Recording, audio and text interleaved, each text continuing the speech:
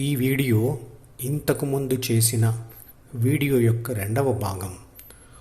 పుస్తకాలు చదివి ఇతరుల ప్రవర్తనను అంటే మనసును అధ్యయనం చేసి సలహాలు ఇచ్చే సైకాలజిస్టులు మరియు మందులు ఇచ్చే సైకియాట్రిస్టులు తమ స్వంత మనసులోని చెడు భావాలను అంటే తమ వ్యక్తిత్వ లోపాలు తెలుసుకొని వాటిని సరిదిద్దుకోగలరా అంటే లేదు, సరిదిద్దుకోలేరు. చదువు వేరు, సంస్కారం వేరు. చదువుకున్న చదువు ఏ రకమైనదైనా అది సమాచార సేకరణ, ఆ సమాచార విశ్లేషణ మరియు దాని ద్వారా ఏర్పడినటువంటి కన్క్లూషన్స్ అంటే తుది అభిప్రాయాలను ద్వితీయ మనసులో రాసుకోవడం మాత్రమే. దానివల్ల వచ్చే సమర్థత ఆ చదువుతో చేసే పనులకు మాత్రమే ఉపయోగపడుతుంది. ఇవన్నీ ఆత్మ డితో కలిసి చేసే 7 పనులలోకి వస్తాయి. డితో కలిసి చేసే ఈ 7 పనులు వదిలివేసే సామర్థ్యం ఏకు అంటే ఆత్మకు వచ్చినప్పుడే పుట్టుకతో వచ్చిన 3 బాధ్యతల యొక్క చెడు 6 గుణాలు సంస్కరించబడతాయి. ఉదాహరణకు ఆత్మ గాఢ నిద్రలో ఉన్నప్పుడు 7 పనులు చేయదు కాబట్టి ఆ సమయంలో అది డిని వదిలి నిశ్చలంగా ఉంటుంది.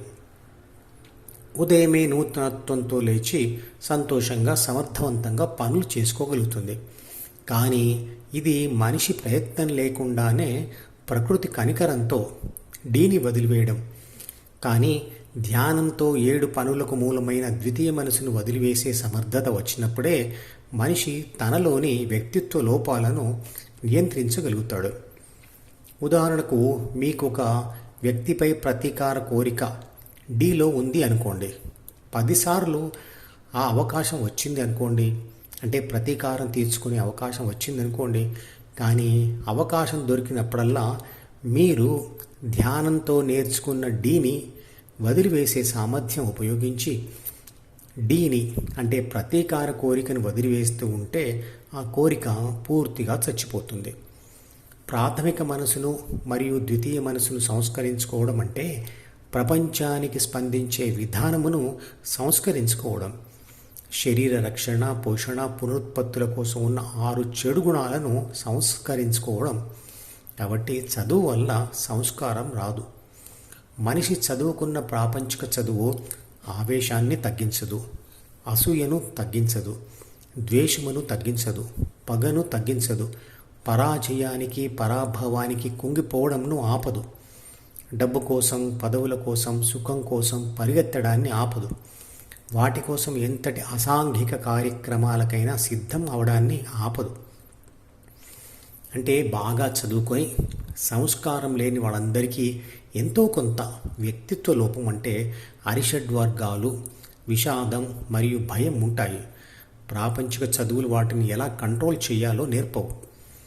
పైగా ఈ ప్రాపంచిక చదువులు అసాంఘిక పనులను మరింత సమర్థవంతంగా, మోసపూరితంగా, ఎవరు కనిపెట్టలేని విధంగా చేయడానికి కావలసినంత సమాచారం మరియు పద్ధతులు ఇస్తాయి. ఉదాహరణకు కంప్యూటర్ నిపుణులు చేసే సైబర్ నేరాలు. అందుకే ఎదుటివారి మనసును సంపూర్ణంగా అర్థం చేసుకోవాలనుకుంటే సైకాలజిస్టులైనా సైకియాట్రిస్టులైనా ప్రతి ఒక్కరూ ముందు తమ స్వంత ద్వితీయ మనసును అర్థం చేసుకొని నియంత్రించి తర్వాతే ఆ ప్రయత్నం చేయాలి. 6 చెడు గుణాలను ఆపడానికి లేదా సరిదిద్దుకోవడానికి ఉన్న ఏకైక మార్గం ధ్యానం మాత్రమే. సైకాలజిస్టులు తమ మాటలతో, పద్ధతులతో పేషెంట్లో తెచ్చే మార్పులు ఏమైనా ఉంటే వాటికి లిమిటేషన్స్ అంటే పరిమితులు ఉన్నాయి. అవి ధ్యానంతో వచ్చే ఫలితం కన్నా చాలా తక్కువ స్థాయిలోనే ఉంటాయి.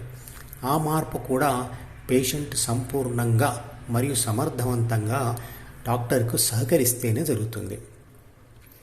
వారి ఇతర ప్రయత్నాలతో పాటు ధ్యానం కూడా సరి అయిన సమయంలో పేషెంట్కు రికమెండ్ చేస్తే ఫలితం బెటర్గా ఉంటుంది. ప్రాపంచిక వ్యవహారాలలో మరియు బంధాలలో కలిగే ఓటమి లేదా కష్టాలు, నష్టాలు, విషాదాలు అందరి జీవితాలలో సర్వసాధారణమే. అయినా కొందరు మాత్రం తీవ్ర మానసిక సమస్యలకు గురి అవుతుంటారు. అలా మానసికంగా సున్నితంగా ఉండడానికి కారణాలు ఏమిటి అంటే పుట్టుకతో వచ్చే ప్రాథమిక మనసులో ఉన్న 3 బాధ్యతలతో కూడిన 6 గుణాలు కారణమవుతాయి. ధ్యానం చేయడం వలన ఆత్మ ధ్యాసను ద్వితీయ మనసు మీద నుండి హృదయం మీదకి మరల్చి అక్కడ స్థిరంగా ఉంచడం వలన మొదట ద్వితీయ మనసులో మార్పులు వచ్చి ఆ తర్వాత ప్రాథమిక మనసులోని గుణాలలో మార్పులు వస్తాయి. అలా చేస్తూ ఉంటే చివరిగా అన్ని విషాదాలను తట్టుకునే శక్తి వస్తుంది. అదే స్థితప్రజ్ఞ. ఈ మధుపదం యూట్యూబ్ ఛానల్లోని కొన్ని వీడియోలు అర్థం చేసుకోవడానికి కఠినంగా ఉన్న అన్ని వీడియోలను వరుసగా చూస్తూ మళ్ళీ చూస్తూ ఉంటే అవి అర్థమవుతాయి. అగాధమగు జలనిధిలోన ఆణిముత్యం ఉన్నటులే శోకాన మరుగున దాగి సుఖమున్నదిలే ఏదీ తనంత తానే నీ దరికి రాదు శోధించి సాధించాలి అది ఏ ధీరగుణం అని ఒక సినీ కవి అన్నాడు. ఆ పాట లింకును ఈ వీడియో డిస్క్రిప్షన్లో ఉంచుతున్నాను, వినండి.